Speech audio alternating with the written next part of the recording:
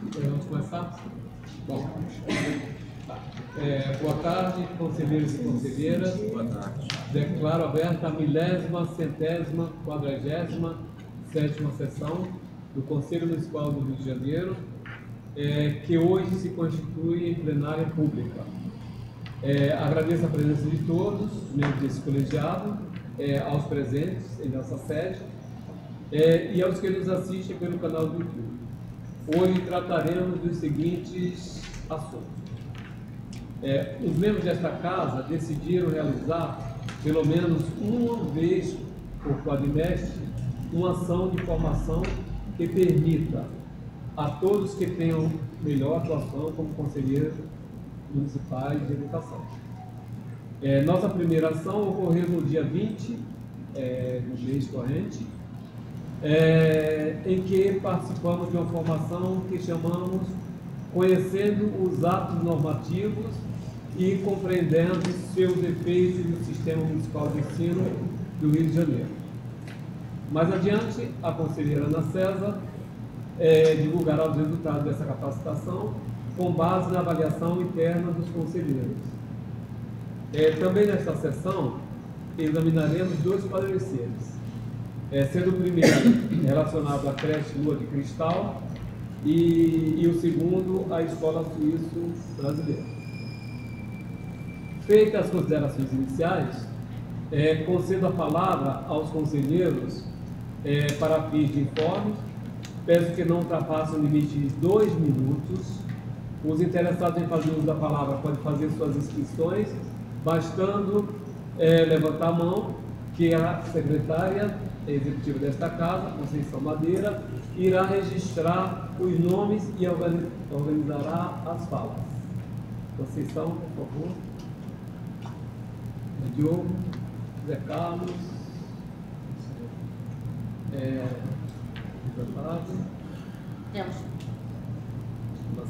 Temos 4 inscrições que farão uso da palavra na ordem que irei citar: Diogo, José Carlos, Luiz Otávio e Marcelo Pereira. Diogo, por favor. Boa tarde a todos, a todas presentes, também os que nos acompanham pelas redes sociais. O CEP vem manifestar-se quanto aos gravíssimos fatos que foram noticiados ontem na escola municipal que fica localizada lá na Terceira CRE, na comunidade do Alemão, na Rubens Beirá, a respeito da falta de mobiliário. Na reportagem apareciam duas crianças sentadas sobre caixotes de madeira. O fato grave, de verdade, ao nosso ver, não se trata da criança sentada ali no caixote de madeira, mas a falta de mobiliário na escola que, segundo a diretora, foi requisitado em 2023 e não foi atendido pela SME.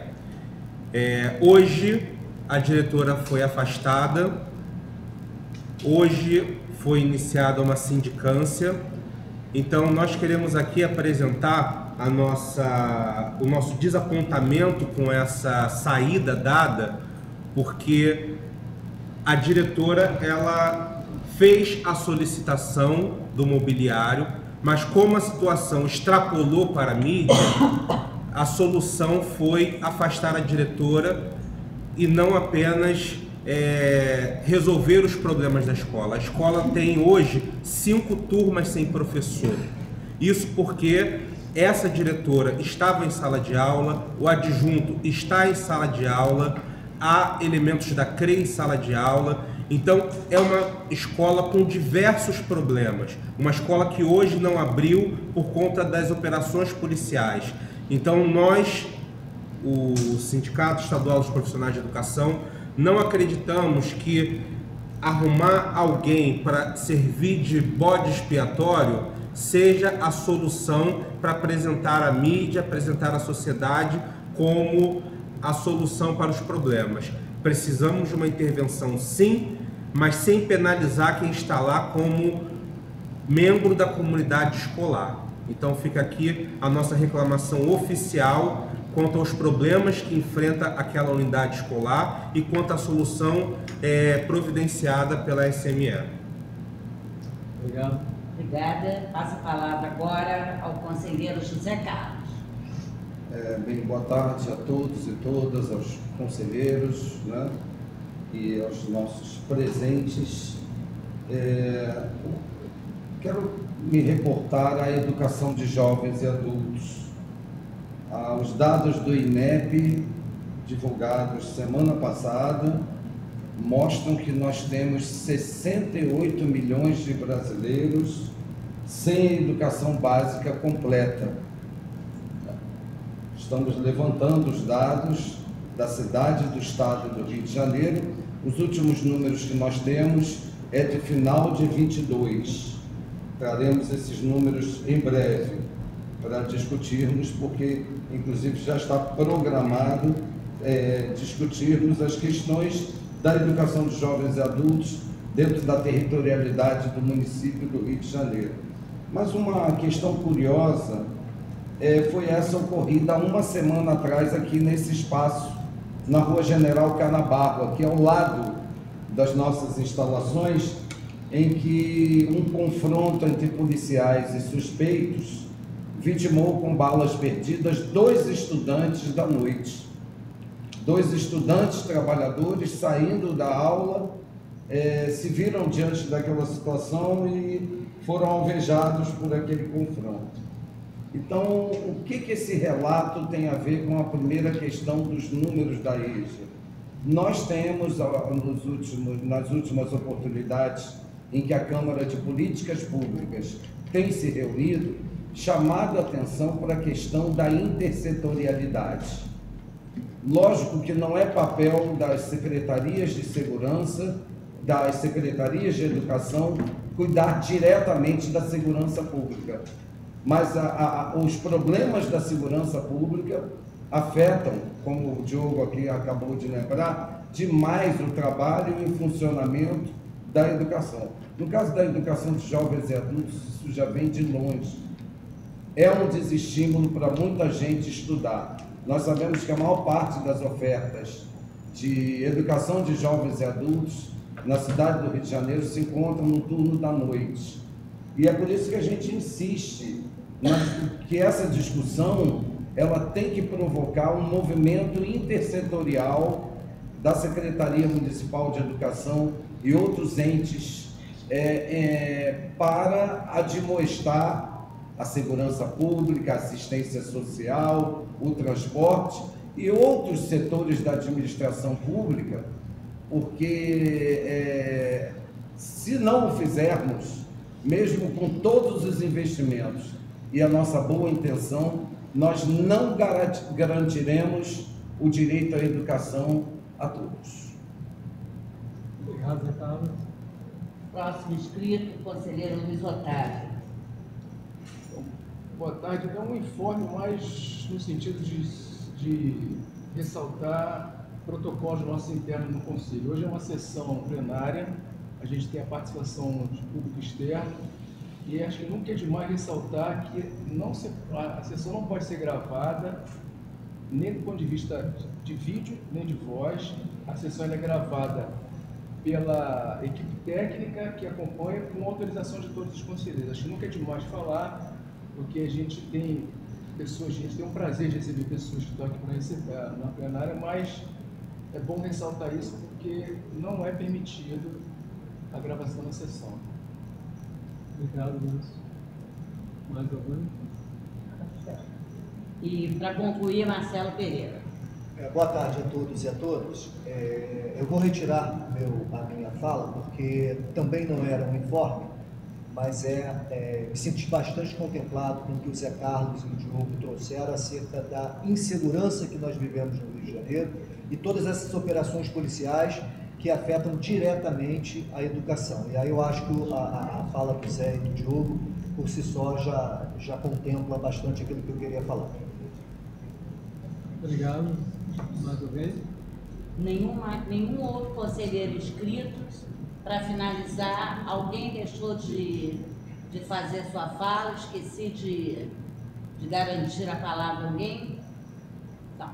Bom, encerrada a fase de informes, submeto ao exame dos presentes a aprovação da ata de número 1146, cuja minuta foi enviada a todos previamente. Peço que a Conceição faça a chamada nominal para aprovação ou não do texto. Por favor, Conceição. Wilmon Costa. Aprovo. Ana César. Aprovo. Luiz Otávio. Aprovo. Maria de Lourdes. Aprovo. Marisa Moreira. Aprovo. Marcelo Pereira. Aprovo. João Pinheiro. Aprovo. José Carlos Lima. Aprovo. Thaísa. Aprovo. A ata foi aprovada por unanimidade dos conselheiros presentes. Obrigado, Conceição. Como falei anteriormente, passo a palavra à conselheira Ana César, presidente da Câmara de Educação Infantil e Ensino Fundamental, para tratar da nossa formação, tendo em vista que a proposta de tema foi apresentada pela referida Câmara. Passo a palavra à conselheira Ana César. Boa tarde, senhor presidente. Boa tarde aos presentes. Boa tarde para você que nos assiste pelo YouTube. Vou discorrer sobre a primeira formação do Conselheiro de 2024, como foi dito, com o tema Conhecendo os Atos Normativos e Compreendendo seus Efeitos no Sistema Municipal de Ensino. A palestra foi ministrada por Leandro Esquerdo, que é o titular da Coordenadoria de Contratos da Subsecretaria de Gestão da Secretaria Municipal de Educação. Confesso que, ao ser designada para repassar nesta plenária as informações sobre a primeira formação de conselheiros do Conselho Municipal de Educação do Rio de Janeiro de 2024, fiquei bastante preocupada. Aí pensei, como escrever se fiquei extremamente compenetrada e não efetuei registro algum? Então me programei para deixar o afeto que tomou conta de mim ter voz. O palestrante portador de uma sensibilidade incrível nos proporcionou uma tarde magnífica com novos fundamentos, guiados por uma linguagem simplesmente precisa e ao mesmo tempo poética. A formação teve início com a apresentação do palestrante e dos itens que seriam abordados.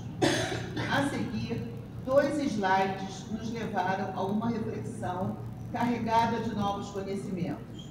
Foram eles: um slide com a expressão "onde não há lei, não há liberdade", de John Locke, filósofo inglês. Para ele, a liberdade existia no sentido político e civil, em razão de acreditar que, abre aspas, o Estado, no sentido sociedade, se tornaria imprescindível para a criação de leis que regulamentem os direitos naturais dos indivíduos. Onde não há lei, não há liberdade. Para ele, a sociedade não retira a liberdade dos indivíduos, mas sim a normatiza. Ele entendia que a liberdade deveria ser garantida por leis promulgadas pelo Legislativo em consenso com a comunidade. O segundo slide, com a pirâmide de Kelsen, que é a representação gráfica do sistema jurídico por meio de uma pirâmide segmentada em vários níveis.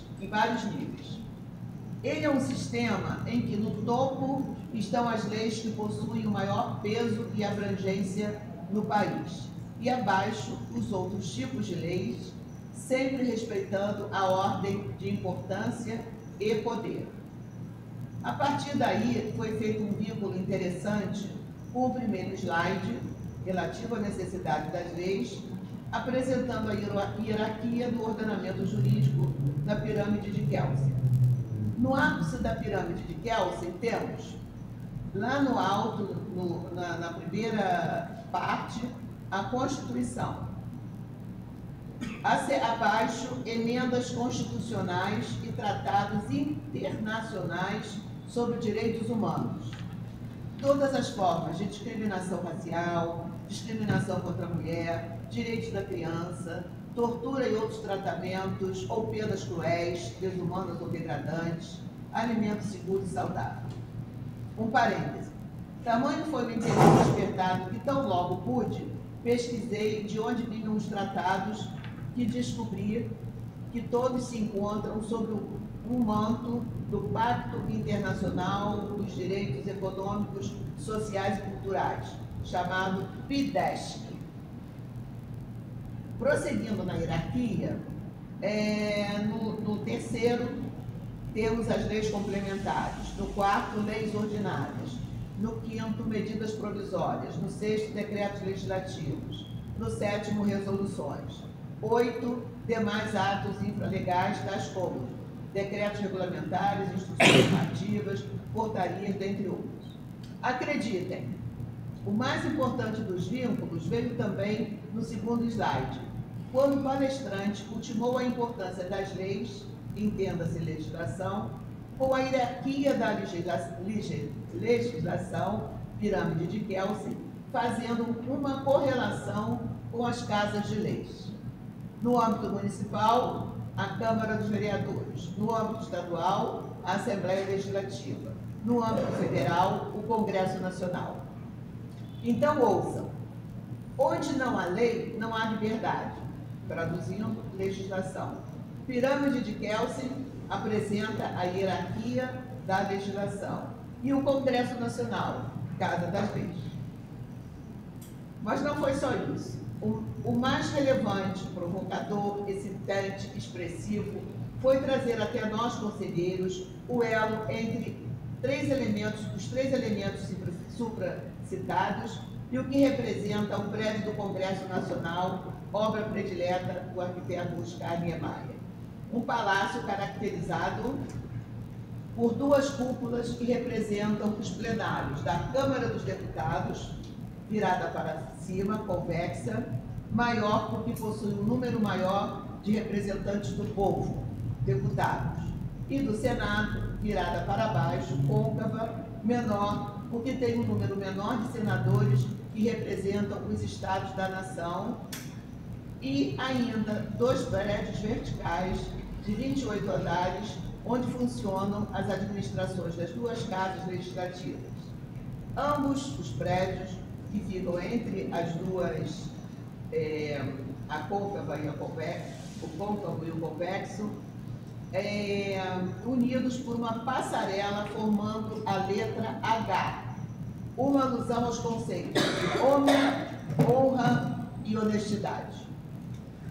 A contar deste momento, com todos sensibilizados, revelando que a legislação é algo interessante e super necessário, as questões técnicas fluíram com tanta leveza, a ponto da conselheira Marisa Moreira declarar que a parte inicial está registrada em sua memória e jamais será esquecida, tamanha a sua importância, e que o material disponibilizado, também muito bem organizado, será consultado a qualquer momento. O conselheiro José Carlos afirmou: temos que pensar em possibilidades de levar para nossos alunos cidadãos que venham usufruir de todos esses conhecimentos nas escolas que frequentam. Quanto ao tema propriamente dito, aprendemos que os atos administrativos são os praticados no exercício da função administrativa, no exercício do direito público, ensejando a manifestação de vontade do Estado, e que existem 5 espécies de atos administrativos: normativos, ordinários, negociais, enunciativos e punitivos. Dentre os 5 atos administrativos, o estudado com maior profundidade foi o normativo, aqueles que contêm um comando geral do Executivo virando a correta aplicação da lei. São eles: resoluções, regulamentos, regimentos, decretos, deliberações. Muito interessante também foi descobrir que no nosso cotidiano, enquanto conselheiros, temos os seguintes atos administrativos. Nos normativos trabalhamos tanto com regimento quanto com deliberações. Nos ordinários, nós trabalhamos com ordens de serviço, portarias, ofícios e despachos. Nos negociais, autorização e aprovação. Nos enunciativos, certidões e pareceres. Para terminar, proponho que façamos uma leitura dos nossos atos na perspectiva de utilização de tudo que aprendemos nesta formação. Muito grata pela atenção de todo mundo. Muito obrigado, conselheira Ana César, pelo precioso, e emocionante relato. Muito obrigado mesmo. Claro, foi fruto das avaliações do conjunto de todos os membros deste colegiado. Muito obrigado. A seguir, peço à conselheira Marisa Moreira, relatora do parecer número 1 de 2024, que considera extinto o processo de irregularidade do Jardim Escola Lua de Cristal, em razão da formalização do processo de encerramento, que proceda a leitura de seu parecer. Conselheira Marisa, por favor, faça a leitura do seu parecer. Câmara de Educação Infantil e Ensino Fundamental. Processo número 07 08 001 015 2019. Interessado, Jardim Escola Lua de Cristal. Parecer 1, 2024.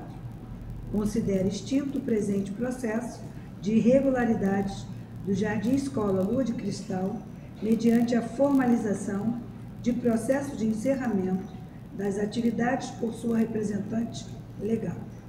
História. O Jardim Escola Lua de Cristal, mantido pelo Centro Educacional Agostinho Gomes Limitada, CNPJ 02 419 926 001-41, situado à Rua Matutina, número 70, bairro de Realengo, tendo como representante legal Odete Oliveira de Souza, obteve autorização para funcionar, ministrando educação infantil, modalidade creche, a partir de 2 anos, e pré-escola, por intermédio da portaria subsede GRE número 1802 de 2000, na forma da legislação vigente à época. Em 2019, pelo acompanhamento periódico, a inspeção da sub-8ª CRE GED constatou que inexistia no estabelecimento de ensino em pauta o profissional especializado em educação especial, descumprindo, portanto, o artigo 8º da deliberação CME número 29 de 2018. O órgão regional prestou as devidas orientações à representante legal sobre a necessidade de regularizar a situação. No entanto, não logrou êxito. Como consequência, foi formalizado o presente expediente nos termos do parágrafo 2º do artigo 53 da deliberação CME número 30/2019. Instado a se manifestar, este Conselho Municipal de Educação, em 27/8/2019, emitiu o parecer número 6, publicado em Diário Oficial no dia 2/9/2019, concedendo o prazo de 60 dias para sanar a irregularidade por meio da contratação do profissional especializado em educação especial e formalização de processo para seu cadastramento junto à Secretaria Municipal de Educação, SME. Em dezembro de 2019, o administrativo retorna à Gerência de Regularização Escolar, GRE, após a representante legal ter tirado o original do parecer CME número 6/2019 e não ter adotado as providências necessárias. Esta, por sua vez, encaminha o processo novamente para a 8ª CRE com o despacho desta relatora, contendo a transcrição do artigo 8º da deliberação CME 29/2018, com a intenção de demonstrar as opções de formação do profissional especializado em educação especial, inclusive das relacionadas nos incisos 5 e 6, que levam em consideração a experiência e/ou atualização de professores em curso de formação continuada. Esta foi mais uma tentativa de encontrar no próprio quadro de pessoal do Jardim Escola Lua de Cristal um profissional capaz de suprir a carência do responsável pela educação especial. Em 6 de janeiro de 2020, a comissão verificadora, designada pela 8ª CRE para atuar junto à instituição, informa a frequência de 6 crianças no ano letivo de 2019 e a consequente dificuldade financeira para cumprir a exigência. Em 9 de junho de 2020, em atendimento ao decreto 47.247 de 2020, este Conselho publicou a deliberação CME número 41, que estabeleceu medidas para enfrentamento da epidemia causada pela Covid-19, impactando na dilatação dos prazos para cumprimento de exigências por parte dos interessados e do poder público, justificando, assim, o período alongado de tramitação do presente administrativo. Em 15 de março de 2022, decorridos 2 anos em que os impactos da pandemia interferiram em vários aspectos no funcionamento das instituições de ensino e, em especial, as de educação infantil, o expediente retorna a este Conselho Municipal de Educação.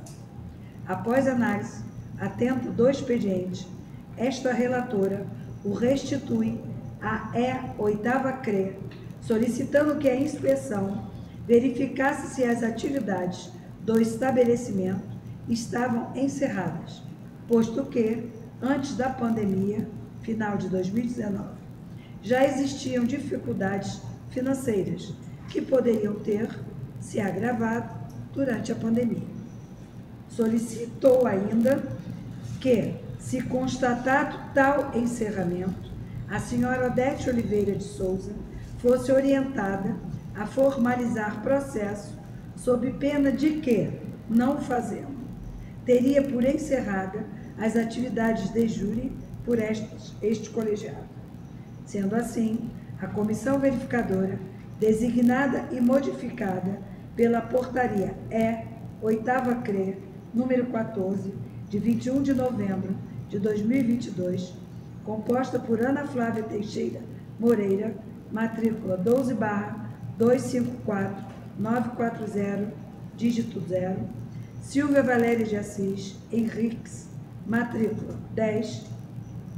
10.215.873, dígito 1, e Marinalva Ramos Serafim Felisberto Rosa, matrícula 10/104841, dígito 2, retorna ao estabelecimento de ensino e atualiza as condições de funcionamento, registrando, em termo de visita de 3/8/2022, que persiste a ausência do profissional especializado em educação especial, além de outras exigências.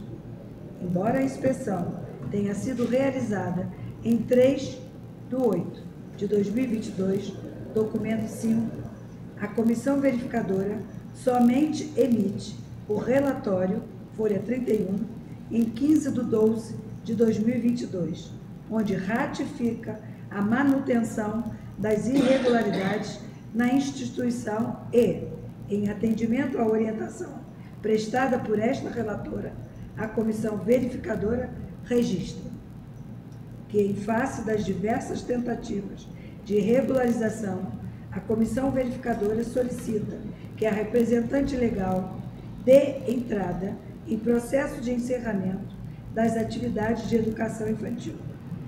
Em 6/6/2023, a AEA, Subair, Cor, GRE, encaminha o administrativo a este Conselho com histórico devidamente consubstanciado sobre a respectiva tramitação, efetuando a juntada de cópia da portaria Subair, Cor, GRE, número 1160, de 30 de maio de 2023, que defere o encerramento das atividades de educação infantil no Jardim Escola Lua de Cristal. É importante esclarecer que tal documento é consequência de requerimento formulado pela representante legal de acordo com o relatório de folha 31, embora no mesmo não conste a ciência da representante legal. Entende-se a ciência tácita diante do requerimento que originou, no âmbito administrativo, a expedição da portaria supracitada. Voto da relatora. Analisando o histórico deste parecer, constatam-se 3 questões importantes. Que o administrativo teve início em função da honrosa atuação do órgão regional 8ª CRE, ao identificar a inexistência do profissional especializado em educação especial no Jardim Escola Lua de Cristal, contrariando o artigo 8º da deliberação CME número 29 de 2018, que o Jardim Escola Lua de Cristal acatou a orientação na folha 20 desta relatora, formalizando o processo de encerramento das atividades e que é visível algumas fragilidades sobre lapsos temporais e incompreensão de alguns aspectos da legislação voltados especificamente para as instituições privadas ou comunitárias que integram o sistema municipal de ensino. Os professores lotados nas coordenadorias regionais de educação que integram as comissões verificadoras, dependendo da necessidade, tanto podem verificar condições de funcionamento nos equipamentos públicos quanto nos privados de educação infantil. Porém, devem levar em consideração a especificidade do poder público e dos estabelecimentos privados. O norte a ser considerado na inspeção das instituições privadas ou comunitárias de educação infantil é a legislação oriunda deste colegiado, vigente no momento da inspeção. Para tanto, solicita-se que a AEA, Subair, GRE, sempre que observar inconsistências consignadas em termos de visita, termos de atendimento ou relatórios, faça constar dos autos as providências para a recuperação do feito. Por derradeiro, consta na folha 31, cópia da portaria Subair, Cor, GRE, comprovando o encerramento das atividades no âmbito administrativo do Jardim Escola Lua de Cristal, extinguindo o objetivo da tramitação do expediente ora analisado. Diante do exposto, considera-se extinto o presente processo. Este é o nosso parecer. Obrigado, Marisa. Agradeço à relatora. Passando a seguir a votação do parecer, oriento a secretária deste conselho a fazer a chamada nominal dos seus membros, que se manifestarão mediante a declaração de voto, a saber, aprovo, rejeito ou abstenho. Conceição, por favor. Wilmon Costa. Aprovo, sigo a relatora. Ana César. Aprovo. José Edmilson. Aprovo. Luiz Otávio. Aprovo. Maria de Lourdes. Aprovo. Marisa Moreira, é a relatora. Aprovo, lógico. Marcelo Pereira. Aprovo. João Pinheiro. Aprovo. José Carlos Lima. Aprovo. Thaisa Santos. Aprovo. Aprovado o nosso primeiro parecer, passaremos ao exame do parecer número 2, que recepciona o recurso impetrado pelo representante legal da Escola Suíço-Brasileira quanto à formação da coordenadora pedagógica bilingue da língua francesa. Sendo assim, retomo a palavra à conselheira Ana César, relatora do parecer, para suas considerações e leitura do documento. Por favor, Ana César.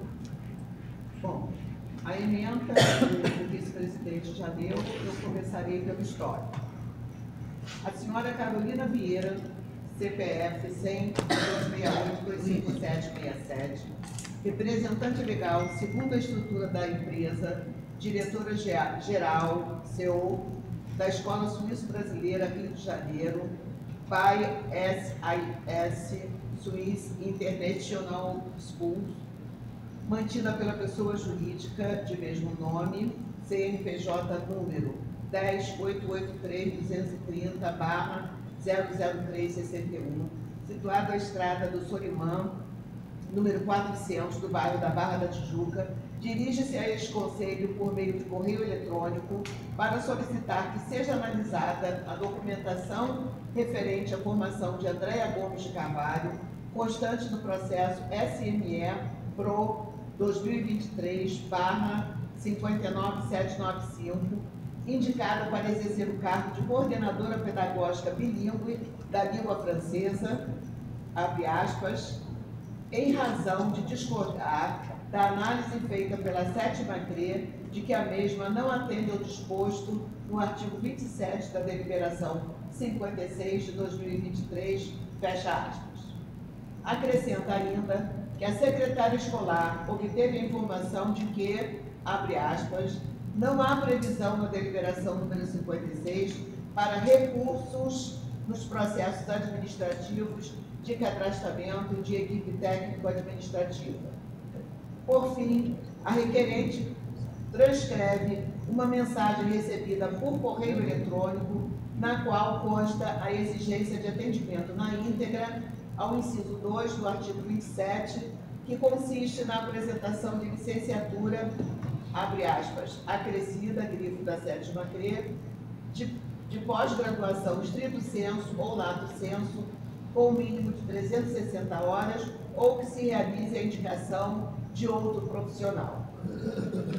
O processo supracitado trata, dentre outras alterações relativas à equipe técnico-administrativo-pedagógico, a da coordenadora pedagógica bilíngue da língua francesa, cuja formação acadêmica ipsilíteris não atende ao disposto no artigo 27 da deliberação 56 de 2023 e pelo que consta na correspondência enviada por e-mail para o CME e incerta no processo, depreende-se que a representante legal, ao divergir de tal veredito e desejosa da manifestação deste colegiado, ao ser informada pelo órgão regional da inexistência de recurso para os processos administrativos de cadastramento da equipe técnico-administrativo-pedagógica, utilizou-se de tal expediente.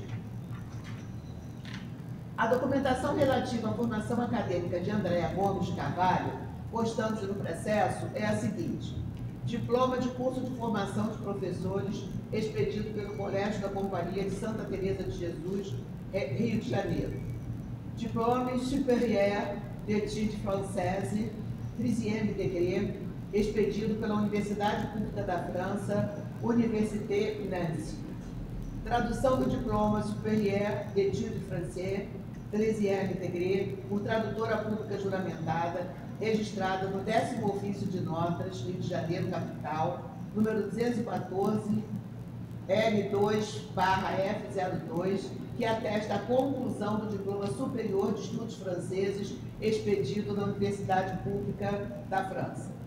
apostila ao Diploma Superior de Estudos Franceses, cursado na França, em razão de ter concluído com aproveitamento o curso de Didática Especial da Língua Francesa, expedida pela Faculdade de Educação, do Centro de Educação e Humanidades, da Universidade do Estado do Rio de Janeiro, UERJ, e registrada sob o número 0190, no livro DE 01, em 8/11 de 1999. Histórico escolar, no qual constam as disciplinas com as respectivas cargas horárias cursadas por semestre. Então, no primeiro semestre, várias disciplinas de didática, filosofia da educação, retórica das desigualdades, educação e neoliberalismo, prática de ensino específica, psicologia da educação, processo de desenvolvimento da aprendizagem, totalizando no primeiro semestre 340 horas.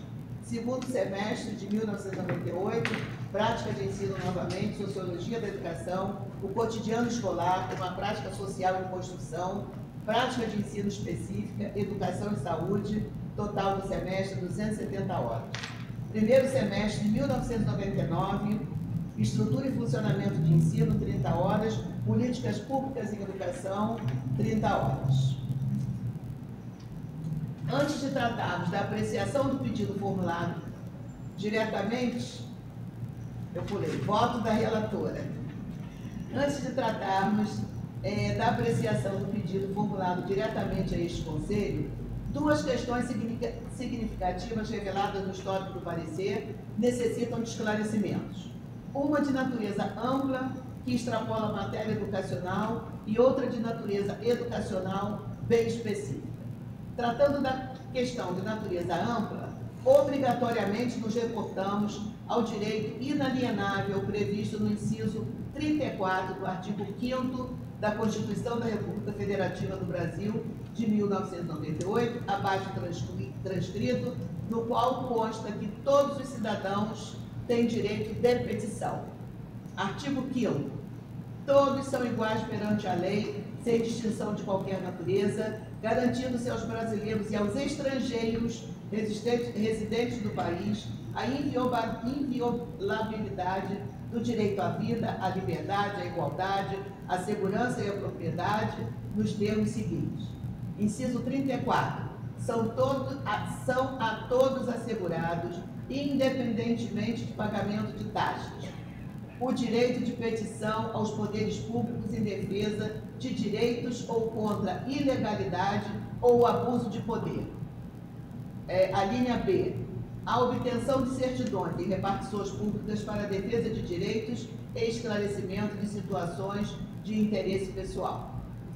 Nesse sentido, se a Constituição, que é a lei máxima do Brasil, que limita poderes e define os direitos dos cidadãos, é desnecessário constar em legislação o direito de recurso, salvo quando existir necessidade de detalhar e ou disciplinar a forma e ou condições específicas de como e quando o mesmo deve ocorrer. Portanto, a informação prestada pela CRE de que não há previsão na deliberação 56 de 2023 para recurso nos processos administrativos de cadastramento de equipe técnica administrativa não procede. É importante que a inspeção seja orientada pelo órgão do nível central para que, definitivamente, registros de exigências e estabelecimentos da iniciativa privada tenham objetividade de acordo com a legislação e sempre, na maioria das vezes, tenham como norte a legislação vigente no momento da verificação, inclusive a oriunda deste Conselho. Para tanto, sempre que a ESO-PAIR observar inconsistências consignadas nos administrativos, seja em termos de visita, termos de atendimento e ou relatórios, faça constar dos autos as providências adotadas para a reparação do feito. Por outro lado, este Conselho, por entender a complexidade dos conhecimentos exigidos para a inspeção dos estabelecimentos privados de educação infantil que integram o Sistema Municipal de Ensino do Rio de Janeiro e com a intenção de proporcionar maior embasamento legal e suporte para uma atuação consciente e responsável dos profissionais envolvidos, define no capítulo 6 da inspeção escolar da Deliberação 56 de 2023, o órgão da Secretaria Municipal de Educação, responsável pela coordenação da supervisão descentralizada, conforme disposto no artigo 55. Portanto, neste caso, o órgão competente deveria ter sido acionado, evitando o possível cerceamento do direito constitucional de recurso. No mesmo capítulo 6, outros artigos detalham as necessidades para o correto desempenho das funções dos profissionais que atuam na inspeção escolar e das ações que devem ser implementadas para possibilitar a prestação de serviços com qualidade. Cabe evidenciar que, enquanto órgão normatizador do Sistema Municipal de Ensino, este Conselho, constituído de forma paritária, com representações da sociedade civil e do governo, encontra-se sempre disponível para dirimir dúvidas a qualquer tempo. Abordando a segunda questão educacional, específica da educação infantil, quanto à formação acadêmica do coordenador bilíngue e de outros profissionais, pode-se assegurar que as deliberações deste Conselho, conforme a demanda, vêm sendo aprimoradas ao longo dos anos, procurando elevar a vida acadêmica de todos os trabalhadores da educação. Pode-se exemplificar citando a categoria dos auxiliares de turma, que por ocasião da integração das creches oriundas da então Secretaria Municipal de Desenvolvimento Social do Sistema ao Sistema Municipal de Ensino, em sua maioria, sequer possuía o ensino fundamental completo. Atualmente, é exigido o nível médio. Não é demais mencionar que o funcionamento das creches e pré-escolas bilíngues foi regulamentado em 2007 por intermédio da Deliberação SME número 15 de 2007. As discussões internas envolvendo a formação acadêmica do professor e do coordenador bilíngue sempre foram pautadas pela preocupação de viabilizar a melhor prática de ensino e a consequente aprendizagem significativa para a criança de tão tenra idade, respeitando-a como sujeito histórico e de direitos que nas interações, relações e práticas cotidianas que vivencia, constrói sua identidade pessoal e coletiva, brinca, imagina, fantasia, deseja, aprende, observa, experimenta, narra, questiona e constrói sentidos sobre a natureza e a sociedade, produzindo cultura. Esse texto de sujeito até o momento é da resolução CNE número 5 de 2009. Para tanto, foram especificados 3 sustentáculos para o estudo a partir da necessidade de regulamentar a deliberação. Foram especificados 3 sustentáculos: formação em nível superior, licenciatura acrescida de pós-graduação, proficiência na língua escolhida e conhecimentos didáticos para lidar com as crianças na faixa etária da educação infantil. No entanto, quando analisado o universo de professores habilitados para lecionar língua estrangeira, constatou-se que tal formação está totalmente voltada para os alunos do ensino fundamental. E, de modo geral, os mestres adquirem aptidão para lecionar a partir do 6º ano. O que fazer se a matriz curricular de tais cursos não apresentava disciplinas que contemplassem as necessidades da faixa etária da educação infantil? A solução encontrada naquele momento foi determinar que, para lecionar a segunda língua na educação infantil, o professor tivesse habilitação, proficiência na língua escolhida e vincular a sua atuação aos planejamentos com os demais professores e com o coordenador bilíngue. Desta forma, entende-se possibilitar a articulação do especialista da língua estrangeira com o professor da educação infantil ou dos anos iniciais do ensino fundamental, encadeando um conjunto de práticas, de experiências e de saberes das crianças, de modo a promover o desenvolvimento integral de crianças de 0 a 5 anos de idade. Quanto ao coordenador bilíngue, ficou estabelecido que, além da habilitação / proficiência, este sim, obrigatoriamente teria adicionada a formação em nível médio, modalidade normal, ou em nível superior, com licenciatura e ou bacharelado em pedagogia, acrescida de pós-graduação em educação, com o mínimo de 360 horas, admitia-se ainda a possibilidade de aceitar o exercício de 5 anos na função como formação em serviço. A deliberação 15 de 2007 vigorou até 14 de janeiro de 2019, quando foi publicada a deliberação número 30 de 2019, que manteve como exigência para o docente da língua estrangeira a mesma formação da deliberação anterior e para a coordenação pedagógica. Manteve a formação em nível médio, modalidade normal ou em nível superior, promovendo alteração apenas na pós-graduação, que passou a ser lato sensu na área de educação ou estrito sensu em educação.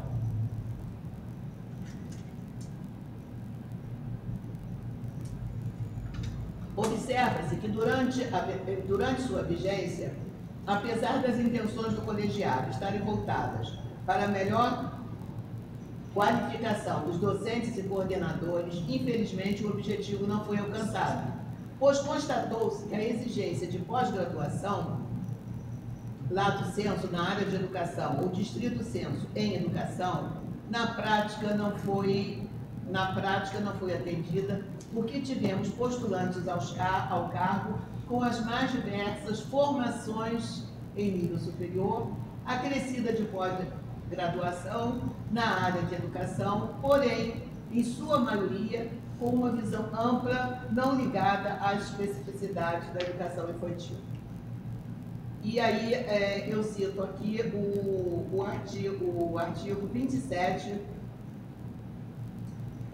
que diz: a coordenação pedagógica será acrescida, a coordenação pedagógica será exercida por um profissional de nível superior com uma das seguintes formações: curso de formação de graduação em pedagogia ou licenciatura acrescida de pós-graduação, estrito sensu ou lato sensu, na área da educação, com ênfase em coordenação pedagógica, ou planejamento escolar, ou supervisão escolar, ou orientação educacional, ou educação infantil, com no mínimo 360 horas, em instituição de educação superior credenciada e de acordo com as normas federais que tratam da matéria. Parágrafo único. A formação em nível médio, modalidade normal, será admitida exclusivamente para aqueles que se encontrem no exercício da função devidamente cadastrados no âmbito municipal. Artigo 29. Em se tratando de instituição bilíngue, exige-se para o profissional da coordenação da língua suplementar, além da prevista nos incisos 1 e 2 do caput do artigo 27 desta deliberação, a habilitação e ou proficiência C no idioma escolhido, conforme disposto no quadro europeu comum de referência para línguas. Constata-se, portanto, que a partir da deliberação 56 de 2023, a pós-graduação estrito sensu ou lato sensu na área de educação surge devidamente discriminada, justamente para se aproximar do cotidiano da educação básica e de qualificar cada vez mais os profissionais da educação, inclusive com a inserção da proficiência nível C no idioma escolhido. Retomando o teor da inicial deste parecer, a formação acadêmica de Andréa Gomes Carvalho, ipsiliteris, não atende ao disposto no artigo 27 e 29 da deliberação 56 de 2023.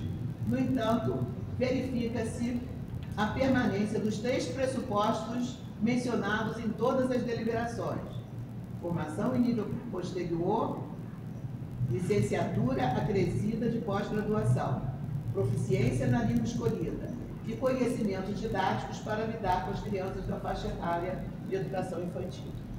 Do mérito, é de suma importância ressaltar que este Conselho, enquanto órgão normatizador do Sistema Municipal de Ensino do Rio de Janeiro, ao analisar a documentação acadêmica diferenciada de uma professora indicada para a coordenação pedagógica bilíngue, está tão somente avaliando sua aptidão para o exercício da função pretendida.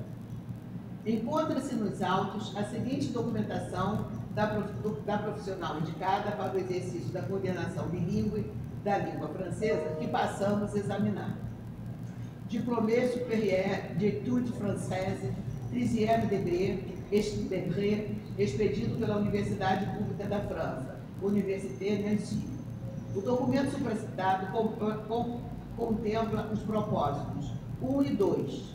1. Formação de nível superior e licenciatura acrescida de letras. E o 2.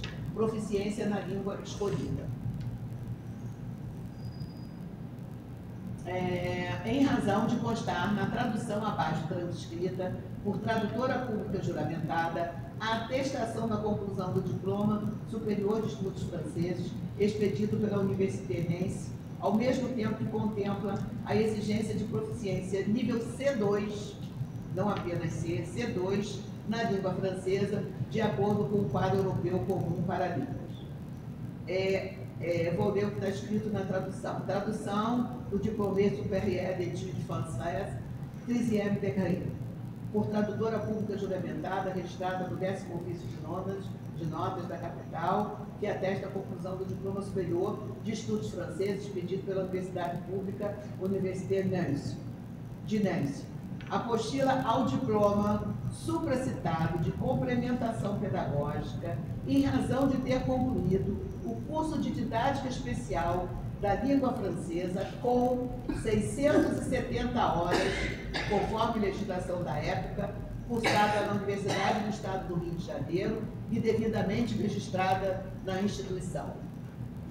O apostilamento do Diplômé supérieur d'études françaises, 3e degré, feito pela UERJ, instituição pública renomada, certamente seguiu o rito cuidadoso próprio para efetuá-lo ao considerar a conclusão de curso superior. Diploma de curso de formação de professores expedido pelo Colégio da Companhia de Santa Teresa de Jesus, do Rio de Janeiro. Estes dois últimos documentos, a apostila da UERJ e o diploma do curso de professores, complementam o propósito 3, relativo aos conhecimentos necessários para lidar com crianças da primeira etapa da educação básica, inclusive o histórico escolar do curso de didática especial da língua francesa, informa ter cursado 240 horas de prática de ensino e totaliza 670 horas que ultrapassam as 360 horas exigidas em pós-graduação.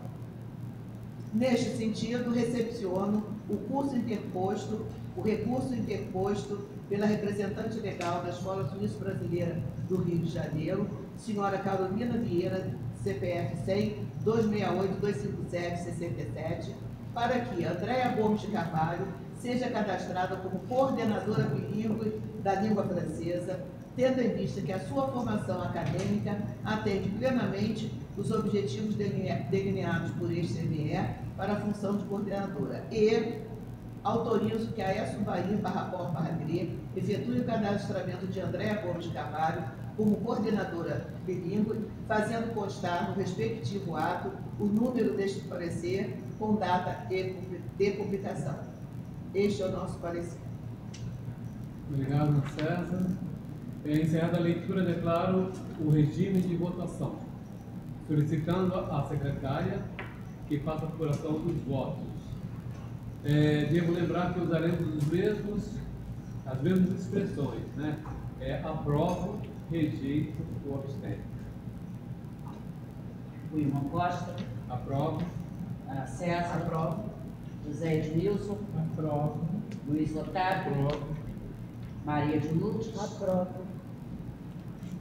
Marisa de Almeida. Aprovo. Marcelo Pereira. Aprovo. João Pinheiro. Aprovo. José Carlos Lima. Aprovo. Thaisa Santos. Aprovo. Aprovado pela unanimidade o parecer de número 2 de 2024. Bem, apurados os votos, né, declaro aprovado o parecer número 2 de 2024. Encerrados os assuntos que integram a pauta desta sessão plenária, dou por encerrado os trabalhos.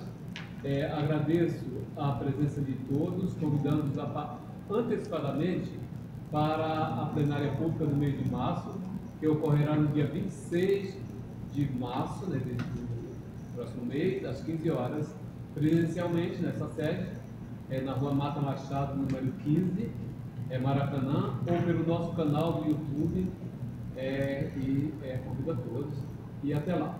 Bom, encerrada a sessão plenária, por favor, como de costume, quando